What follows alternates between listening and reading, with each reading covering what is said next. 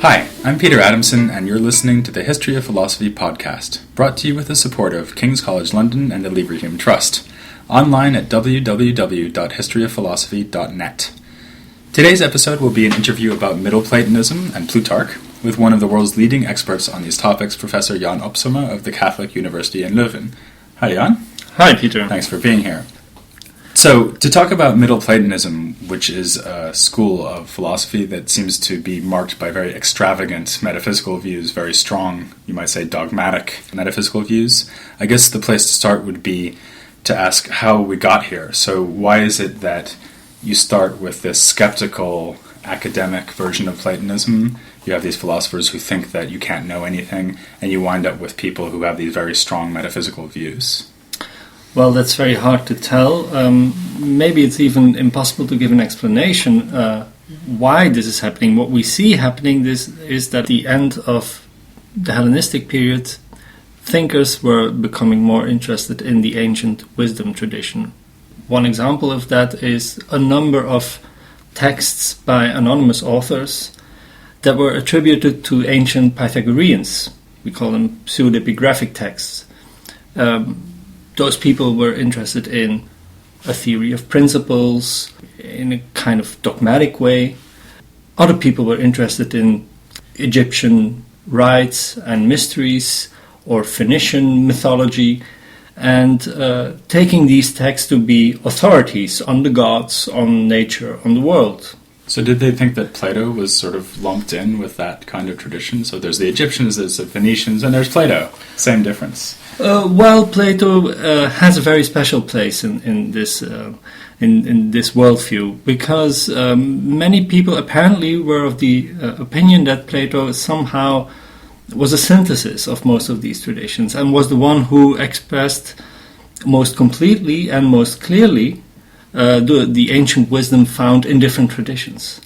But it was basically seen as one single tradition, with Plato as one of the main proponents. What you also see at the same time is a systemization of philosophy. So maybe as a result of the revival of Aristotelianism, but it's difficult to tell what is cause and effect, but maybe as a result of that, Platonists started to want to have a philosophy that was as systematic as Aristotle's philosophy seemed to be, or as Stoic philosophy certainly was, at least in the form given to it by Chrysippus. Platonists started then to develop systems of their own. You see various attempts, so maybe it's misleading to speak of a Middle Platonic schools. I see more divergent attempts to create systems, and that leads to very different systems in Middle Platonic times. But before we get into the differences between them, what would you say, if you look generally at all these so-called Middle Platonists, what would you say are the main areas of philosophy where they put forward their views? Obviously they have views about principles, that's something you've already mentioned. Mm-hmm. So is that the main thing? I think the main thing is indeed to have a system, and a system has to start with principles.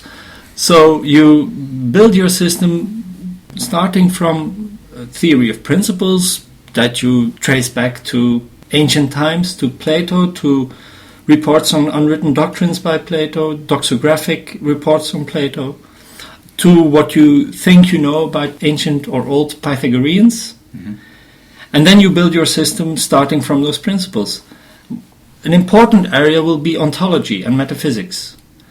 But since it is a system, also ethics will be included, logic will be included.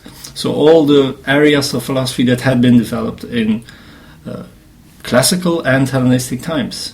Do they take their cue from Plato in this respect, would you say? I mean, are they trying to say something about every aspect of Plato's dialogues, in which case they would really cover the whole gamut of philosophical topics? They certainly try to.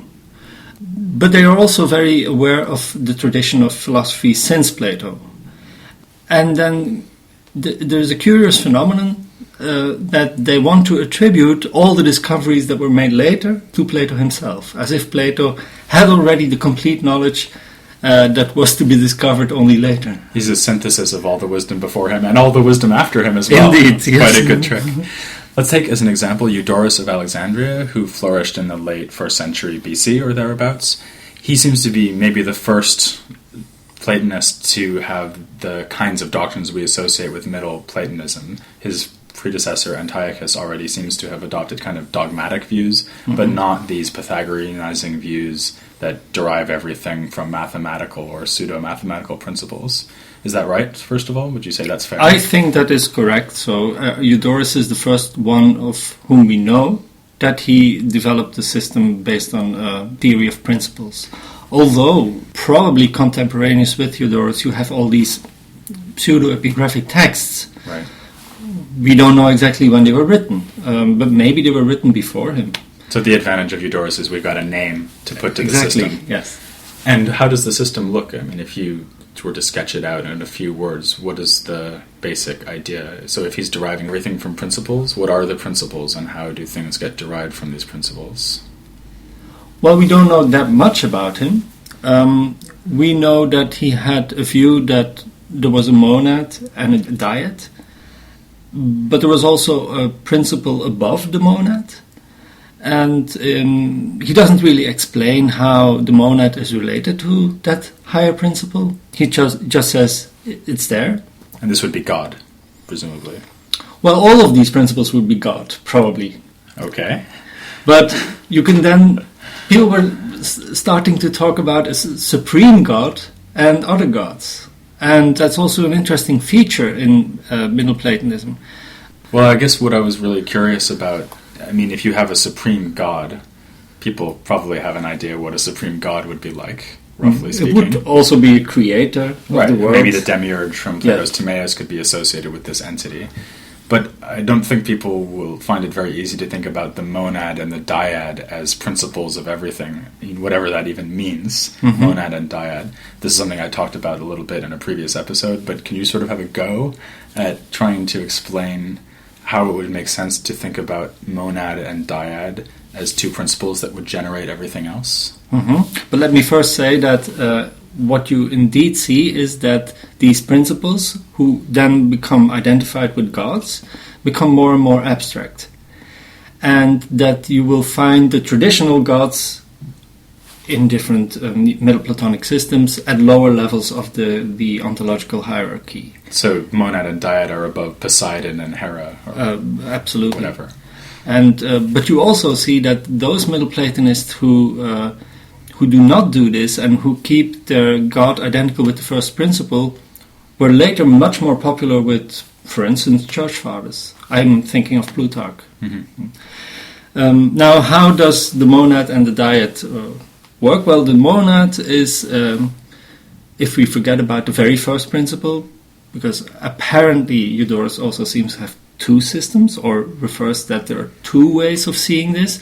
One way is to say that the monad and the dyad are the first principles. Another way is to say there is even a higher principle. But let's just take monad and dyad. Monad is a perfectly one and unitarian principle. It doesn't need anything. It is just what it is. And that's also why it is sterile. It's difficult to see how it could want to do anything, because it's perfect as it is. It's also difficult to imagine that it would be capable of doing anything else, because it has no relation to anything exterior to it. Unless you also accept a counter-principle, the dyad. And the dyad is then the principle of indeterminacy, that can be determined or limited by the action of the one or the monad on it. But these are also systems that we know from maybe from the old academy, or from Plato's unwritten doctrines, what we know of it. One thing that can be generated by monad and dyad are numbers. You have a principle of indeterminacy when the one makes, or the monad makes cuts in this indeterminate like making something. Cuts along a number line, let's say. For instance, the monad then will make cuts on this indeterminate line and thereby produce numbers. So the first entities produced by the monad and the dyad would be thought of as numbers, naturally. And those are forms, maybe? Platonic forms? Well, there are Platonic systems where people indeed identify these numbers with forms. And there is some support for that in the reports on the unwritten doctrines. That brings me on to the next thing I was going to ask, which is to what extent this is a distortion of Plato's dialogues. They're presenting themselves as Platonists explicitly, right? They say that they are followers of Plato, and yet, I mean, I devoted quite a few episodes of this podcast to Plato, and I didn't say anything like that. Mm-hmm. So where did this all come from? Is it really more going back to the old academy, the immediate followers of Plato, like Speusippus and Xenocrates, or is it more something that can actually be found in Plato himself?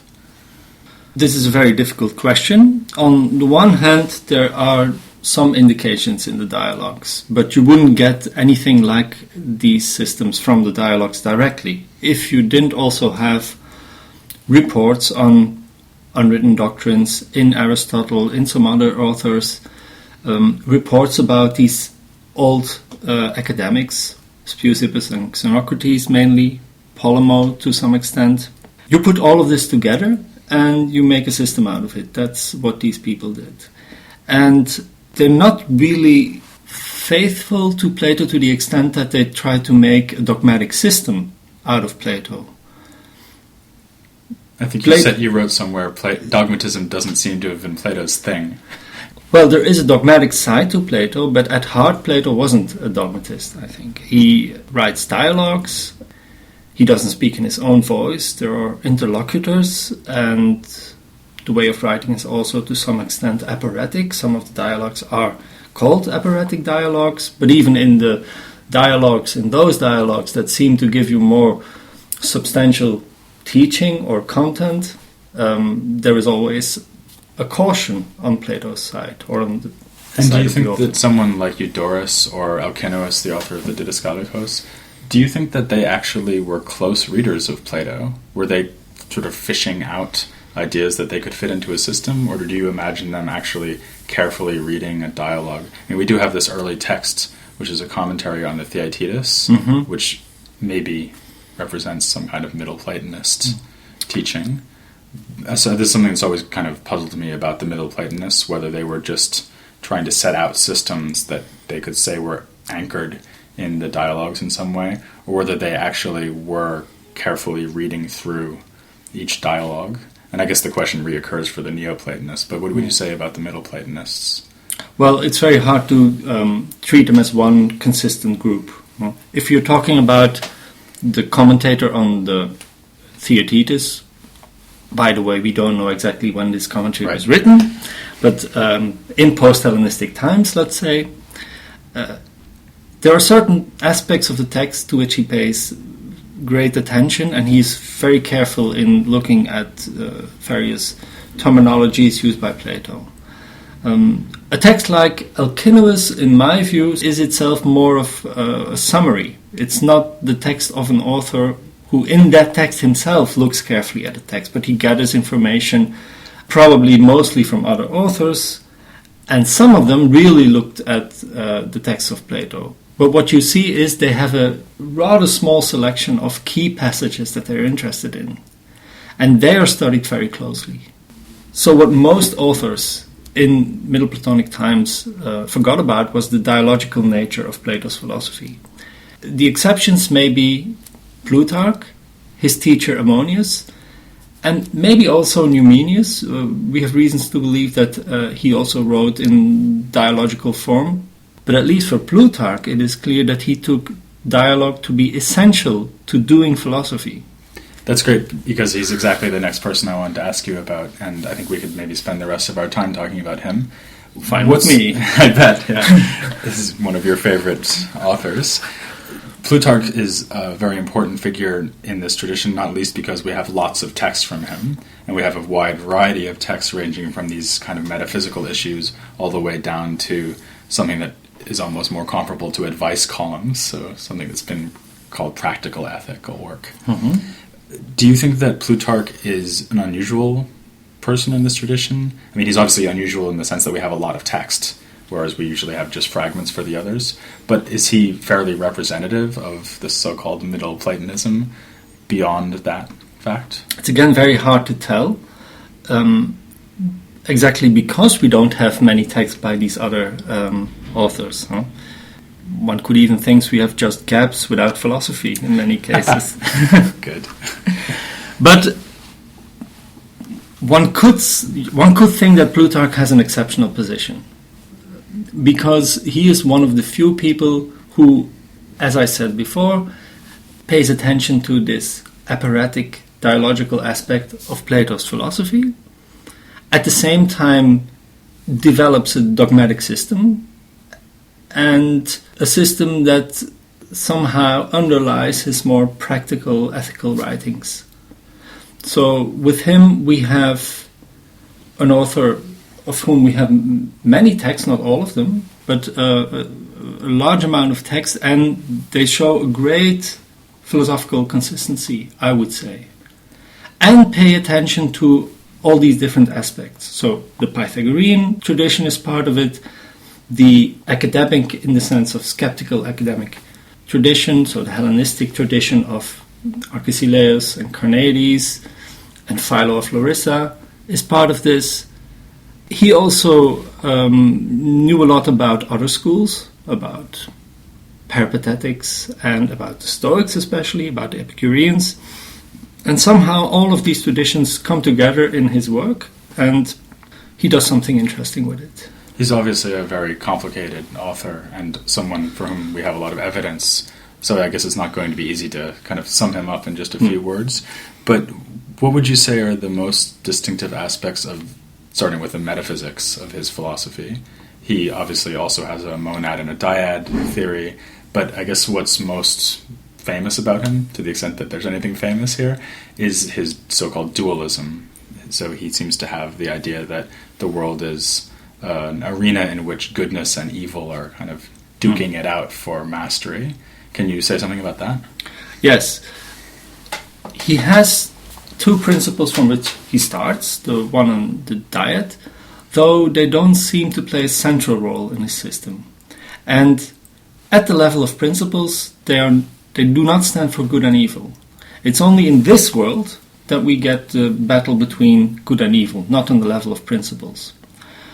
For Plutarch, what is really central is theology, the reverence you should have for the gods, the piety you should have, and he believes there is a first God who is at the same time the demiurge and who created the world. The first thing created by the demiurge is the world soul. And soul, in a sense, both world soul and individual human souls, is what is central to Plutarch's philosophy, I would say. The gods are important. We know a few things about the gods. We don't know many theoretical things about them, but we know that they are good and that they are providential and that they have created the world and that they are stronger than evil. What we don't find in Plutarch is extensive speculation on how God is related to the forms, what the forms really are, what role they play in creating the world, except for the very general idea that the world is created after their image. But if the world is created after the image of these good gods, then where does evil come from? Well, that's a very good question. God may have created the world, according to Plutarch, but he didn't create the ingredients from which he started. And this is a theory that is particular to Plutarch, I think. Plutarch believes that not only is there a pre-cosmic material substrate for the world, he also thinks there is a pre-cosmic psychic substrate for the world. So there is a pre-cosmic soul that receives order from the demiurge. It becomes a well-ordered soul, and that is what Plutarch calls the creation of a cosmic soul.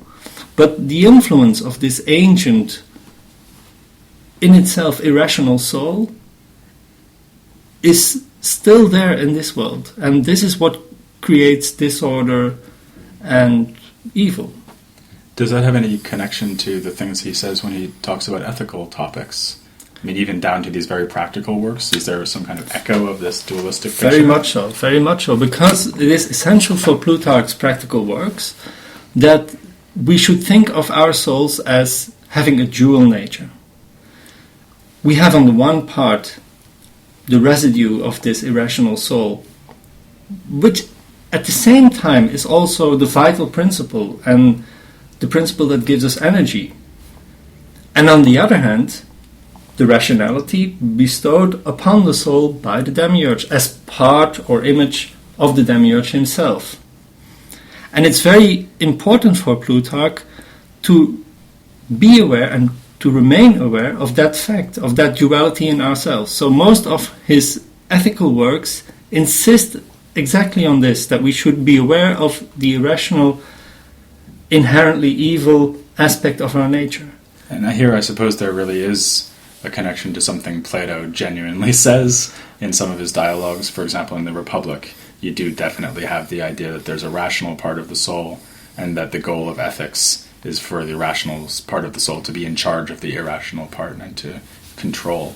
Exactly, and in this respect, Plutarch's great opponents are the Stoics, who thought that the virtue of the soul consists in it being entirely rational, apathos, without any pathe, and according to Plutarch, it is completely unrealistic to have that as a goal, because human souls cannot get rid of their irrational part. So the best you can do is to keep it under control, to check it. And that's what he tries to show in his ethical works, how you do that. Can you give me an example of how Plutarch's ethical thought works in practice? Let's take one of my favorite works, How to Tell the Flatterer from the Friend. In the society Plutarch was living in, the rich people had the problem that they were surrounded by flatterers. They played to the irrational part of their souls. So it is very important for those people to remain aware of the fact that they have this irrational soul. And if they don't, they're lost, because they will always listen to the flatterers. Because, as Plutarch says, everyone is its own greatest flatterer. He takes this quote from Plato, actually. You've already mentioned a couple of times that the Platonists appropriated ideas from other schools.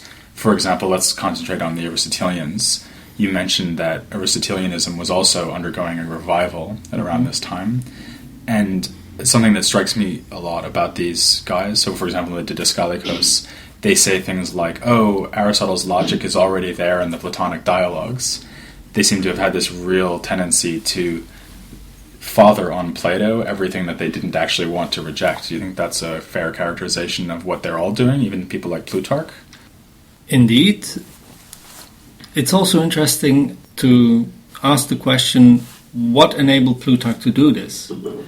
And I think the new academic legacy plays an important role in this. The skeptical legacy. The skeptical legacy, especially in the kind of fallibilism that we find in the last phase of the new academy, the one of Philo of Larissa. Mm-hmm. Because it allows you, if you accept that your knowledge is fallible, it allows you to provisionally accept theories, to regard them as true, while knowing that they could be false, and while you have to keep an open mind and be willing to revise your doctrines when it's necessary. But this attitude allows them to accept, for instance, peripatetic doctrine, and even Stoic doctrine in some cases. Great. Well, that actually provides me with an ideal transition to the topic of the next podcast, which will in fact be precisely this revival of Aristotelianism between Hellenistic philosophy and the rise of Neoplatonism in the works of Plotinus in the 3rd century. But first, I'll thank Jan Opsomer very much for coming on the show. Thanks. Well, you're welcome, Peter. And please join me next time on the history of philosophy without any gaps.